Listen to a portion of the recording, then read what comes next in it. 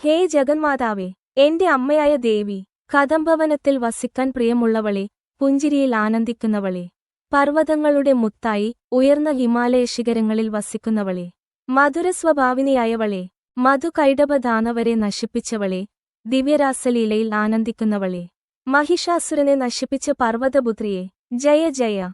ഈ ശ്ലോകത്തിൽ ദേവിയെ ജഗദംബയായി, സൃഷ്ടിയുടെ പരബ്രഹ്മമാതാവായ പരാശക്തിയായി, മദംബയായി, ഭക്തന്റെ അകത്തെ ആത്മശക്തിയായി, കദംബവനപ്രിയവാസിനിയായി, ശ്രീചക്ര മണ്ഡലത്തിന്റെ മധ്യബിന്ദുവിൽ വസിക്കുന്ന ലളിതാദേവിയായി, ഹാസരയായി, ബ്രഹ്മാണ്ഡത്തെ ലീലയും ആനന്ദവുമായി സൃഷ്ടിക്കുന്ന ശക്തിയായി, ഹിമാലയ ശൃംഗനിജാലയായി, സഹസ്രാര ബോധശിഖരത്തിൽ അധിഷ്ഠിതയായ പരചൈതന്യമായി, മധ്യകയായി, ശ്രീചക്രത്തിലെ പരബിന്ദുസ്വരൂപമായി,